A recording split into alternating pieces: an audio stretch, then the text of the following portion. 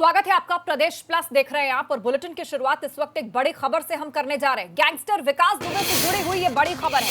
8 police कर्मियों के शहीद होने का ये मामला है, जहां वारदात से 35 मिनट पहले पुलिस ने दर्ज की थी एफआईआर। आखिरी एफआईआर के बाद ही दबिश डालने गई थी पुलिस। रात 11:52 पर दर्ज हुआ था ये मुकदमा और जिसके ठीक 35 मिनट बाद पुलिस दबिश देने पहुंची थी विकास दुबे के घर। राहुल तिवारी नाम के शख्स ने दर्ज कराई थी एफआईआर। रात 12:27 पर दबिश डालने के लिए पहुंच गई थी पुलिस। जिसके बाद क्या हुआ उसे पूरे देश ने जाना और बड़े सवाल भी खड़े किए। आखिरी एफआईआर के बाद दबिश डालने जाती है पुलिस। रात 11:52 पर यह मुकदमा दर्ज हुआ और ठीक 35 मिनट बाद पुलिस पार्टी पहुंचती है बिकरू में विकास दुबे के घर पर, जहां ताबड़तोड़ गोलियां बरसाई जाती है पुलिस पार्टी पर और 8 पुलिस कर्मियों की जान ले ली इस गैंगस्टर और उसके गुर्गों ने। वारदात से ठीक 35 मिनट पहले यह एफआईआर दर्ज हुई थी और आखिरी एफआईआर के बाद ही पुलिस दबिश डालने के लिए पहुंची थी। रात 12:57 पर पुलिस पहुंची थी बिकरू गांव, लेकिन सीधे विकास दुबे के घर तक पहुंचना भी आसान नहीं था क्योंकि विकास को खबर लग चुकी थी।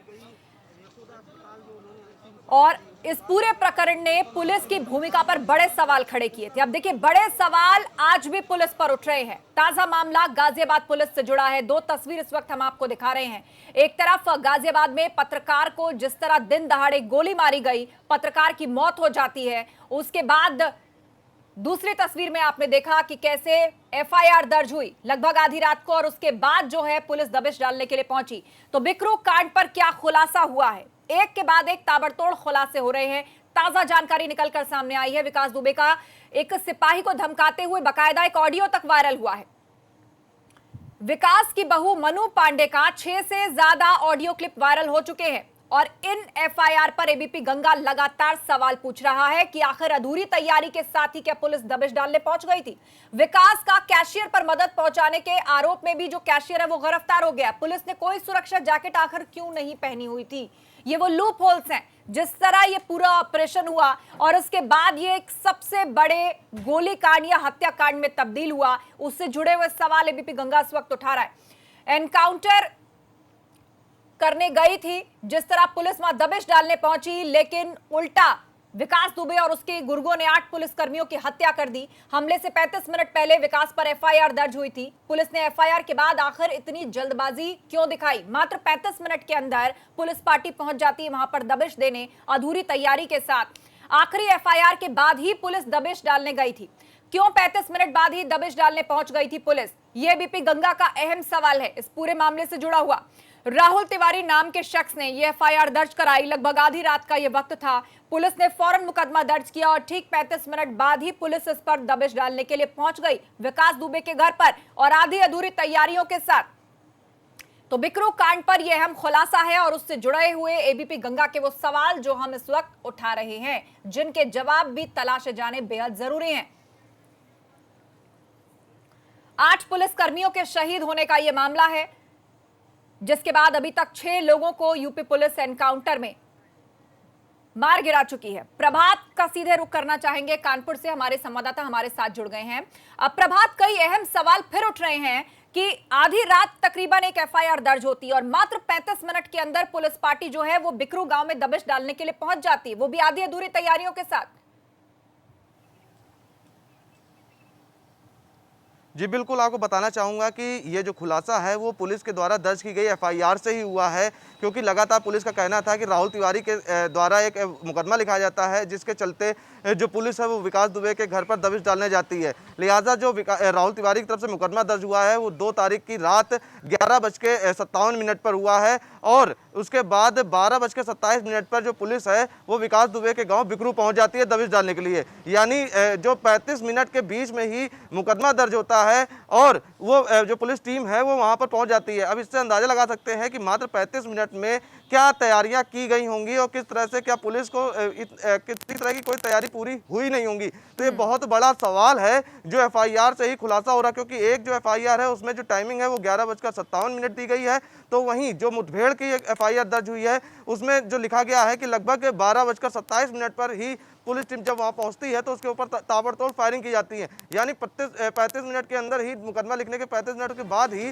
जो पुलिस है वो इतनी एक्टिव हो जाती है और वहां दबिश डालने चली जाती है, वो भी बिना आधी अधूरी तैयारियों के। तो बड़ा सवाल जो है वो खड़ा होता है, क्योंकि 8 लोगों के शहीद होने का मामला है, और 8 एक और पुलिसकर्मी इससे शहीद जुड़ा होते हुआ हैं। अहम सवाल लगातार है जो खाकी है वो प्रभात, सवालों एक को और घेरे अहम में है। सवाल इससे जुड़ा हुआ है। जिस वक्त ये पूरा गोलीकांड हुआ था, 8 पुलिसकर्मियों की हत्या वहां पर हुई थी, तो एक फैक्ट निकलकर यह भी आया था कि जो डीएसपी थे देवेंद्र मिश्र, उन्होंने अधिकारियों से पीएसी की मांग की थी, लेकिन अधिकारियों ने उनको ये कहा कि क्या तुम डर रहे हो, क्या तुम रेड डालने से डर रहे हो, और उनकी इस मांग को अनसुना कर दिया गया। लिहाजा पुलिस पार्टी ऐसे ही पहुंच गई बिकरू गांव तक।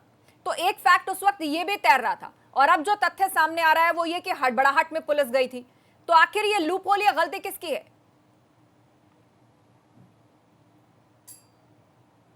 है जिस तरह से आज जवान हमारे शहीद हुए हैं, लेकिन कहीं ना कहीं जो लापरवाहियां हैं वो सामने निकल कर आ रही हैं। क्योंकि अगर डिप्टी एसपी की बात की जाए, जो शहीद डिप्टी एसपी है उनके द्वारा लगातार एसएचओ की गिरफ्तारी के बारे में कंप्लेन की जा रही थी कि उसकी विधात में जो साठगांठ है उसको भी दरकिनार किया गया, उसको भी नहीं सुना गया, साथ ही साथ खुलासा। तो कई तरह की बातें हैं प्रभात, कई तरह की बातें हैं, लेकिन बड़ा सवाल यही है कि जिस तरीके से ये पूरा मामला हुआ है, इसकी हर एक परत, हर एक तह खुलनी चाहिए और असल दोषियों के नाम सामने आने चाहिए और पता लगना चाहिए कि आखिर ये जो लूपहोल छूटे उसका जिम्मेदार आखिर है कौन। आप बने रहिए प्रभात हमारे साथ, लेकिन इस बीच अपने दर्शकों को बता दें कि विकास के कैशियर जय वाजपेयी से जुड़ी हुई भी एक बड़ी खबर आ रही है। जय वाजपेयी की कार में सचिवालय का पास मिला है, सेक्रेटरीट का पास बरामद हुआ है जय वाजपेयी की कार से। जय की फॉर्च्यूनर में विधानसभा सेक्रेटरीट का पास मिला है। फिलहाल जेल में बंद है विकास दुबे का कैशियर जय वाजपेयी। 13 दिनों तक पुलिस ने जय वाजपेयी से पूछताछ की और अब यह फैक्ट निकलकर सामने आया है कि उसकी कार में विधानसभा सचिवालय का ये पास मिला है। हम तस्वीरों में आपको दिखा रहे हैं जय वाजपेयी विकास दुबे का कैशियर, हर तरह से उसका फाइनेंस मैनेज करता था, पैसे कहाँ इन्वेस्ट करने हैं, कैसे रकम दोगुनी तिगुनी करनी है, उस सब के पीछे कोई दिमाग था तो वो था जय वाजपेयी। प्रभात अवस्थी हमारे साथ जुड़े हुए हैं। प्रभात, पास मिलना, क्या इससे बात स्टैब्लिश हो जाती है? सेक्रेटरीट में आना जाना, अधिकारियों से, नेताओं से, मंत्रियों से मिलना मतलब बहुत आम था क्या जय वाजपेयी का? जी बिल्कुल, आपको बताना चाहूंगा कि जिस तरह से जो यहाँ पर तीन जो लग्जरी गाड़ियां हैं वो घटना के बाद पकड़ी गई थी और उनको सभी को थाने में रखा गया है, काकादेव थाने में। वहां पर जो फॉर्च्यूनर गाड़ी है, हालांकि ये तीनों गाड़ियां जो हैं वो अलग अलग लोगों के नाम पर रजिस्टर्ड हैं, लेकिन जय वाजपेयी ही का कहना है कि वो इन तीनों गाड़ियों को खुद यूज करता था। उसमें जो एक फॉर्च्यूनर गाड़ी है उस पर ब्लैक कलर की, जिसमें नंबर नहीं डला हुआ, लेकिन उसमें विधानसभा सचिवालय का पास लगा हुआ है और इस पास का नंबर जो है वो 828 यानी 0828 है। जो पास नंबर है वो 0828 है और इसकी वैलिडिटी जो है वो दिसंबर 2020 तक है। यानी अभी जो ये पास है वो एक्टिव है और पूरी तरह से जो वैलिड है। और वहीं अगर गाड़ी का नंबर की बात की जाए तो UP 78 CW 7070 इस गाड़ी का नंबर है, वो पूरा बाकायदा उसे एक पास लगा हुआ है, जिससे एक बात साफ है कि ये गाड़ी जो है वो सचिवालय में बिना रोक टोक के जाती है। लेकिन जब इसके बारे में अधिकारियों से बात की गई है तो उनकी तरफ से कुछ भी नहीं बताया गया है कि आखिरकार किस विधायक के द्वारा ये पास लगा है या किस विधायक के नाम पर ये पास जारी हुआ है। वहीं जो सूत्र हैं वो ये बताते हैं कि सपा विधायक इरफान सोलंकी की घनिष्ठता है और उसी के चलते ये जो पास है वो इरफान सोलंकी का बताया जा रहा है। सूत्र ये बता रहे थे, लेकिन अधिकारिक जो हैं वो इसकी पुष्टि नहीं कर रहे हैं और किसी तरह का भी कोई भी पुष्टि नहीं कर रहे हैं कि आखिरकार कौन से विधायक की ये पास जो है उसको यहाँ पर लगवाया गया था। जी वाकई, तो अब उसका नाम भी सामने आना चाहिए तथ्यात्मक रूप से कि आखिर किसके द्वारा ये पास जो है मुहैया करवाया गया और उस गाड़ी पर यहाँ चस्पा किया गया। बहुत बहुत शुक्रिया प्रभात, आप नजर बनाए रखिए, आगे हम आपसे अपडेट लेंगे। तो आपको बता दें, इससे पहले गैंगस्टर विकास दुबे का एक नया ऑडियो भी कल सामने आया था, जो कि एनकाउंटर की रात से ठीक एक दिन पहले का बताया जा रहा है और उसमें भी विकास दुबे एक पुलिस वाले को धमकाता हुआ सुनाई देता है। मतलब उसके रुतबे के आगे पुलिस भी नतमस्तक थी, क्योंकि एक मुकदमा दर्ज होने के खिलाफ ही वो बौखला गया था और पुलिस वाले पर ही अपना रौब झाड़ रहा था। हेलो जी, ये कोई फर्जी मुकदमा लिखवा रहा है। अच्छा एक महिला से उन्हें जी समझे जी, मुझे कसम है, अगर घर फरारी करनी पड़े जी तो बड़ा कांड करूंगा। ये फिर भी चाहते हैं कि हाँ किसी को पाला पड़ा। रुको, हमें एक बार पहुँचने दो, हमें बुलाएंगे आप, हमें तो रुको ना। पूरी सीट में मारिएगा, जी जी खून कर दूंगा इसके ऊपर, सारा जिंदगी जेल काटूंगा जीवन, लेकिन जी जी। हाँ बता रहा हूँ, आप विकास विवेक शिकार होगा। अरे जब तक हमें मैं मार नहीं लूंगा तब तक नहीं लौटूंगा। रुको तो, हमें जाने तो दो, हमें जाने तो दो। हम पहुंचो नहीं तो चला है, अभी रुको तो, आप हमें तो समझ दो, सब समझाएंगे हम। बताता रहा हूँ। ठीक भैया। और अब एक बड़े खबर का रुख करने जा रहे हैं। गाजियाबाद पत्रकार हत्याकांड मामले में खुद सीएम योगी ने अब संज्ञान लिया है। पत्रकार की मौत के बाद सीएम योगी ने अब परिवार को मदद का भरोसा दिलाया है। सीएम ने पत्रकार की पत्नी को सरकारी नौकरी, इसके अलावा 10 लाख की आर्थिक मदद और बच्चों को मुफ्त में शिक्षा देने का वादा किया है। असल में जैसे ही अस्पताल में पत्रकार ने इलाज के दौरान दम तोड़ा, उसके परिजन धरने पर बैठ गए और इंसाफ की मांग करने लगे, जिसके बाद मौके पर जिलाधिकारी और एसएसपी भी पहुंचे और पीड़ित परिवार को पूरी मदद का आश्वासन दिया। आपको बता दें, इस मामले में अब तक 9 आरोपियों को गिरफ्तार किया जा चुका है। तो पूरा घटनाक्रम तस्वीरों से आप समझिए। जैसे ही पत्रकार विक्रम की मौत हुई, जिन्हें दिन दहाड़े बदमाशों ने गोली मारी थी, वो भी सर में, अस्पताल में वो जिंदगी मौत की जंग लड़ रहे थे। जैसे ही डॉक्टर्स ने बताया कि उन्होंने अपनी अंतिम सांस ली है, उनका परिवार धरने पर बैठ जाता है। वहां पर एसएसपी डीएम फौरन पहुंचते हैं, उनको मदद का आश्वासन देते हैं। मामले में सीएम योगी ने खुद संज्ञान लिया है। परिवार में 10 लाख रुपए की आर्थिक मदद, पत्नी को सरकारी नौकरी और बच्चों की आजीवन शिक्षा का खर्च सरकार उठाएगी, ये वादा खुद सीएम योगी ने किया है। परिवार को एक सदस्य यानी कि जो उनकी पत्नी है, उनको सरकारी नौकरी दी जाएगी। और पुलिसिया कार्रवाई की अभी तक बात करें तो चौकी इंचार्ज को फिलहाल निलंबित किया गया है और अब तक 9 आरोपियों को इस मामले में गिरफ्तार कर चुकी है गाजियाबाद पुलिस। तो आपको बता दें कि पत्रकार विक्रम, जो कि जिंदगी की जंग लड़ रहे थे, उन्होंने दम तोड़ दिया है। उनकी भांजी के साथ छेड़खानी का उन्होंने विरोध किया था। एफआईआर दर्ज कराने का वो प्रयास कर रहे थे। बदमाशों को जैसे ही खबर लगी, इतनी नागवार गुजरी उन्हें ये बात कि उन्होंने दिन दहाड़े पत्रकार पर ही हमला कर दिया और उन पर ताबड़तोड़ गोलियां बरसा दी। जिसके बाद गाजियाबाद के यशोदा अस्पताल में वो भर्ती थे और आज उनकी मौत की खबर आई है। जिसके बाद सीएम योगी ने पूरे मामले पर संज्ञान लिया है, परिवार को मदद का भरोसा दिया है और पुलिस इस मामले में अब तक 9 लोगों को गिरफ्तार कर चुकी है।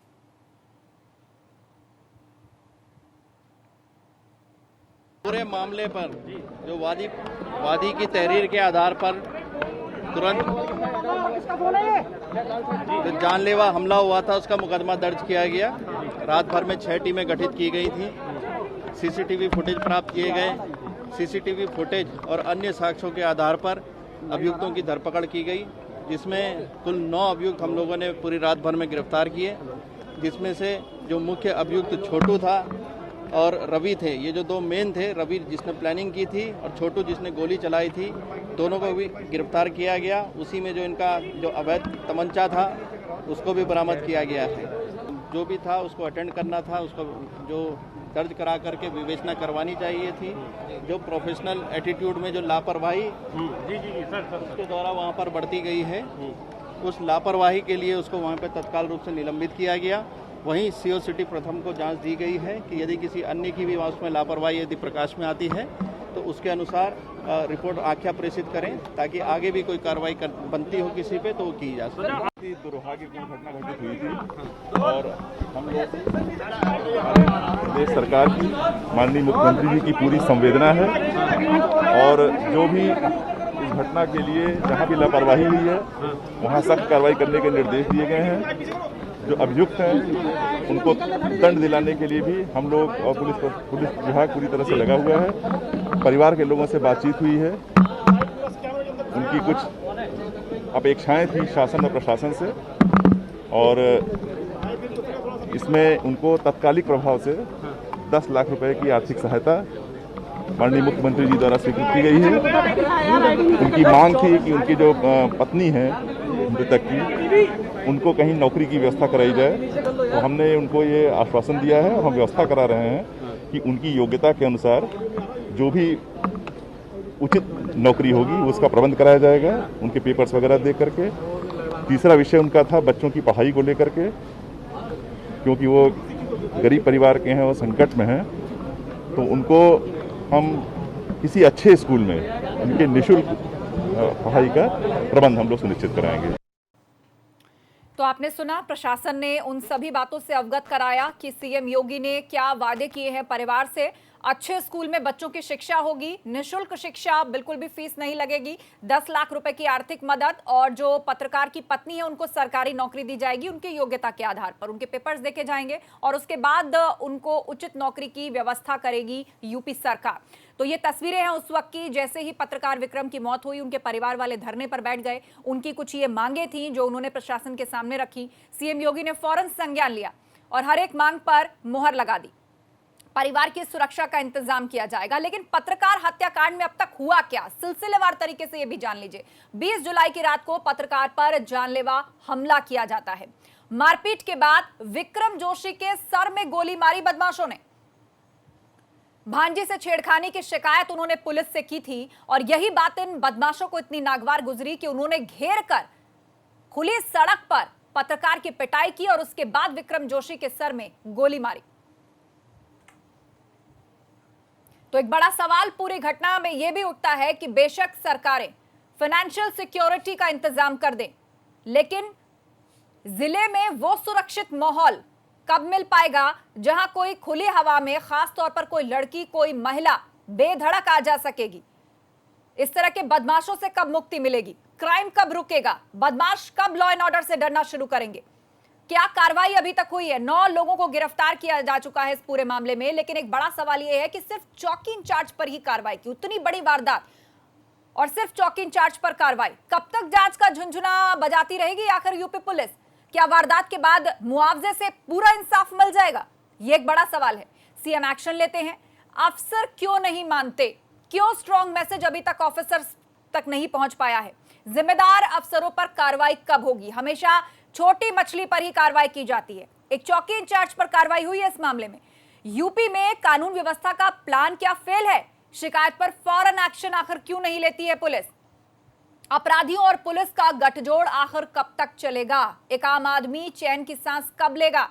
बिकरू कांड, बर्रा कांड और अब यह पत्रकार हत्याकांड, और फिर भी इतनी लापरवाही। आखिर बड़े अफसरों पर यह शिकंजा कब कसा जाएगा? तो गाजियाबाद में पत्रकार की हत्या पर अब सियासत भी गर्मा गई है। विपक्षी दलों ने यूपी सरकार पर हमला बोला है, जिसमें कांग्रेस, सपा, बसपा ने कानून व्यवस्था को लेकर हमला बोला है। राहुल गांधी ने इसे लेकर ट्वीट भी किया है। आपको दिखा देते हैं क्या लिखा है राहुल गांधी ने। राहुल गांधी ने ट्वीट किया है कि अपनी भांजी के साथ छेड़छाड़ का विरोध करने पर पत्रकार विक्रम जोशी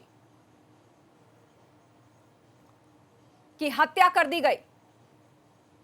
शोकग्रस्त परिवार को मेरी सांत्वना। इसके आगे राहुल गांधी लिखते हैं, वादा था रामराज का, दे दिया गुंडाराज। इसके अलावा अखिलेश यादव ने भी ट्वीट करके यूपी सरकार पर हमला बोला है। अखिलेश यादव ने क्या कहा है आपको बता देते हैं। कानून व्यवस्था पर अखिलेश यादव का यह हमला है। अखिलेश यादव ने लिखा है, भाजपा के राज की, सुपर अपराध भ्रष्टाचार की बन रही ऐसी खबरें अब सुर्खियां हर अखबार की। तो एक तरीके से कि ये जुमला उन्होंने ट्वीट किया है और लिखा है कि अब सुर्खियां हर अखबार की बन रही हैं इस तरह की खबरें, अपराध की हो या भ्रष्टाचार की। और बसपा सुप्रीमो मायावती ने भी इसे लेकर ट्वीट किया है। क्या लिखा है उन्होंने वो भी आपको दिखा देते हैं। मायावती ने लिखा है, पूरे यूपी में हत्या और महिला असुरक्षा समेत जिस तरह से हर प्रकार के गंभीर अपराधों की बाढ़ लगातार जारी है, उससे स्पष्ट है कि यूपी में उत्तर प्रदेश में कानून का नहीं बल्कि जंगल राज चल रहा है। अर्थात यूपी में कोरोना वायरस से ज्यादा अपराधियों का क्राइम वायरस हावी है। सरकार इस ओर ध्यान दे, ये लिखा है बसपा सुप्रीमो मायावती ने। और राज बब्बर कांग्रेसी नेता वो क्या लिख रहे हैं आपको दिखा देते हैं। गाजियाबाद की इस घटना ने आम आदमी के हौसले को तार तार कर दिया है।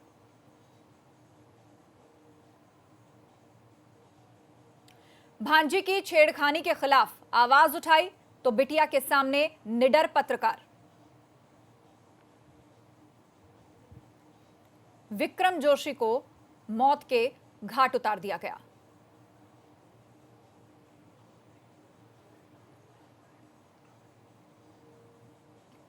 हैशटैग जंगलराज और किसे कहेंगे।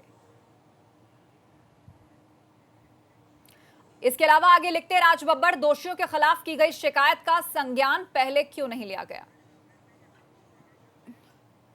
वक्त एक ब्रेक का, खबरें अभी और भी हैं, फौरन लौट रहे हैं, कहीं मत जाइएगा।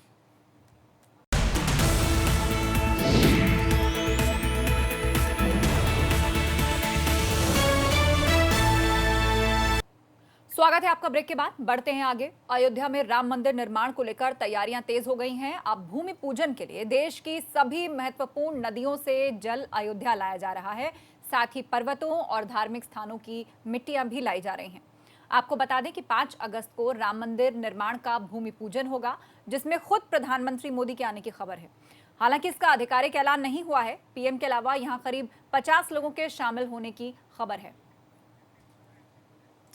और आपको सीधे लिए चलते हैं अयोध्या। हमारे संवाददाता ऋषि गुप्ता सीधा हमारे साथ जुड़ गए हैं। ऋषि, तैयारियां किस तरह की चल रही हैं? हालांकि पीएमओ ने डेट तो कंफर्म कर दी है, लेकिन कहा जा रहा है कि 50 लोगों की वहां पर मौजूदगी होगी। प्रधानमंत्री मोदी यहां खुद आएंगे, क्योंकि अभी तक के सभी उद्घाटन तो जो है उन्होंने वीडियो कॉन्फ्रेंसिंग के माध्यम से किए हैं, लेकिन खासतौर पर शिलान्यास प्रधानमंत्री अपने हाथों से करें, ऐसा सब चाहते हैं। तो कैसी तैयारियां इस दौरान चल रही हैं? जी, आपको बता दें कि राम जन्मभूमि के अंदर पीएम के आगमन को लेकर के पूरी तैयारियां कर ली गई हैं। और पीएम का जो आगमन है इस बार बेहद खास होगा, क्योंकि जो भूमि पूजन है, साधु संत और आम जनमानस सभी चाहते हैं कि पीएम मोदी अपने हाथों से भूमि पूजन करें, क्योंकि ये भूमि पूजन के बाद ही राम मंदिर का निर्माण का कार्य का जो है जो प्रारंभ होगा। इसको लेकर के जो पीएम 5 तारीख को आ रहे हैं, इसको लेकर के भूमि पूजन के लिए पूरी तैयारियां राम जन्मभूमि में कर ली गई हैं। और हमारे साथ हनुमानगढ़ी के पुजारी भी मौजूद हैं, हम उनसे ही बात करेंगे। महाराज जी, 5 तारीख को पीएम आ रहे हैं, क्या तैयारी है? पहले तो मैं माननीय मोदी जी को बधाई दूंगा, शुभकामना दूंगा, और पूरे देश के आम जनमानस को बधाई। इतने दिन संघर्ष के बाद ये अवसर प्राप्त हो रहा है, भूमि पूजन का कार्यक्रम है। तो पहले आग्रह करूंगा माननीय प्रधानमंत्री जी से, आपके चैनल के माध्यम से, और मैं ट्रस्ट के लोगों से भी निवेदन किया हूं कि पहले हनुमानगढ़ी दर्शन पूजन करने के बाद भूमि पूजन का कार्यक्रम हो, क्योंकि राम द्वारे तुम रखवारे होत ना गया बिन पैसारे। जो भी भक्त पहले अयोध्या आता है, हनुमान जी महाराज का दर्शन पूजन करने के बाद ही कोई कार्यक्रम करता है, किसी मठ मंदिर जाता है, तो इसके नाते हनुमान जी के शरण माने के बाद, आदेश लेने के बाद तब भूमि पूजन किया जाए तो निर्विघ्न संपन्न होगा। तो आपने सुना कि ये पुजारी जी का कहना है कि हनुमानगढ़ी के जो महंत हैं, उन कहते हैं कि पहले जो पीएम आए वो हनुमान जी का दर्शन करें, उसके बाद रामलला का दर्शन करने जाएं। जो कहते हैं कि राम दुआरे तुम रखवारे होत ना गया बिन पैसारे, पहले हनुमान जी के दर्शन करने के बाद ही पीएम नरेंद्र मोदी और रामलला के भूमि पूजन करें। जी हाँ, बिल्कुल। हनुमानगढ़ी पहले जाएं, और कहा भी जाता है राम ना मिलेंगे हनुमान के बिना, तो पहले हनुमान जी के दर्शन करें, ऐसी इच्छा वहां पर जता रहे। लेकिन बहुत कुछ निर्भर ये भी करेगा कि प्रधानमंत्री के पास कितना समय है और पीएमओ किस तरह का कार्यक्रम उनका आगे पेश करता है। लेकिन कहा यह जा रहा है कि लगभग 50 लोग उसमें हो सकते हैं। कई लोगों को इसका निमंत्रण भेजा जाएगा। पवित्र नदियों का जल मंगवाया जा रहा है, धार्मिक स्थलों की मिट्टी मंगवाई जा रही है। किस तरह से ये पूजा का कार्यक्रम किया जाएगा, और आखिर कौन वहां पर इस मुख्य पूजा को कौन करेगा वहां पर? जी, आपको बता दें कि काशी के जो विद्वान हैं वो इस भूमि पूजन में सम्मिलित रहेंगे, और कई नदियों से ये जल मंगवाए जा रहे हैं और कई जगहों से मिट्टी मंगवाई जा रही है भूमि पूजन को लेकर के। जो पीएम मोदी हैं जो भूमि पूजन करेंगे, वो हर जिले से, हर राज्य से मिट्टी आएगी और हर नदियों से उसका जल आएगा, उसको लेकर के भूमि पूजन करेंगे नरेंद्र मोदी पीएम। तो मतलब खास तौर से बनारस के विद्वान वहां पर मौजूद होंगे, और उन्हीं के मंत्रोच्चारण के साथ जो है आधारशिला रखी जाएगी राम मंदिर की। बहुत बहुत शुक्रिया, आप नजर बनाए रखिए वहां की हलचल पर। एक छोटे से ब्रेक का वक्त हो गया है, कहीं मत जाएगा, फौरन लौटेंगे।